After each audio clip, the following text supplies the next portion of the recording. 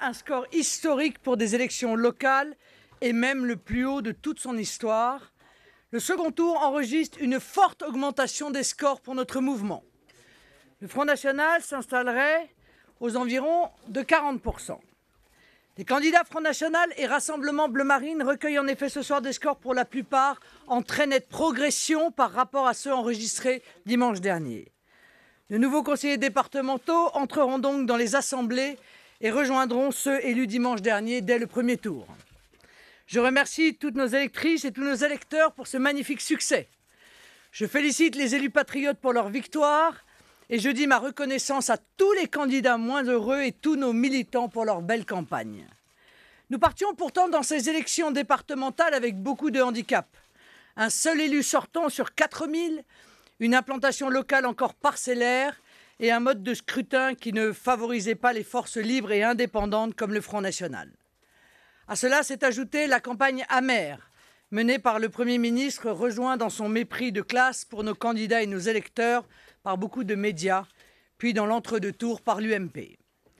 Malgré cela, le fait historique ce soir est l'installation du Front National Rassemblement Bleu Marine comme force politique puissante dans de nombreux territoires.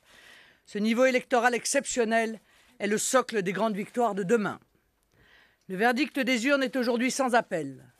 Le Parti socialiste est laminé, disparaît de la carte dans de très nombreux départements, tandis que le Front National et le Rassemblement Bleu Marine obtiennent des résultats exceptionnels un peu partout.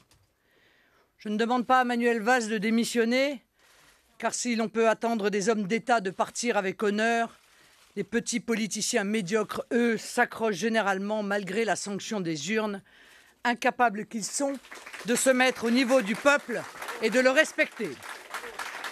À tous les élus du Front National, je demande d'ores et déjà de s'engager pour des réformes concrètes au service des Français. Stabiliser puis faire baisser les impôts, interdire le voile à la crèche, supprimer le système qui a été mis à jour de retraites complémentaires faramineuses versées avec l'argent public aux anciens élus du département, assurer à nos personnes âgées et à nos personnes handicapées le soutien qui leur permet de vivre dans la dignité. Ces élections départementales sont une étape cruciale pour le mouvement patriote sur le chemin du pouvoir. Nous disposons désormais d'une multitude de relais locaux partout en France qui aideront aux victoires futures et notamment dans le cadre des élections régionales de décembre prochain. L'objectif approche, arriver au pouvoir et appliquer nos idées pour redresser la France, lui rendre sa liberté, sa sécurité, sa prospérité. L'appauvrissement, le chômage de masse, la destruction de notre identité ne sont pas des fatalités. L'échec des gouvernements UMPS successifs pourra laisser place à la relève patriote et c'est aujourd'hui une immense espérance pour des millions de Français. Je suis désormais à la tête du seul mouvement d'opposition véritable au pouvoir en place. Libre et indépendant, le Front National s'oppose à l'UMPS dont chacun a pu voir avec ces élections qu'elle est une réalité indiscutable. Enfermés dans leur logique politicienne, dans leur cuisine électorale incessante, les dirigeants nationaux et locaux de l'UMPS avaient un objectif commun et unique, battre le Front National, quitte entre les deux tours à se soutenir l'un l'autre, quitte pour l'UMP à faire voter PS et donc à soutenir François Hollande dans de nombreux départements.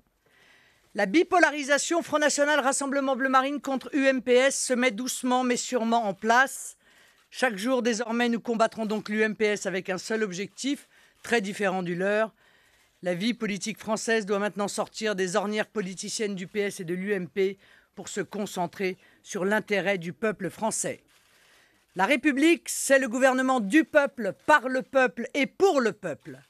Nous rappellerons chaque jour à l'UMPS cette vérité essentielle et là où nous sommes élus, nous appliquerons fidèlement cette doctrine.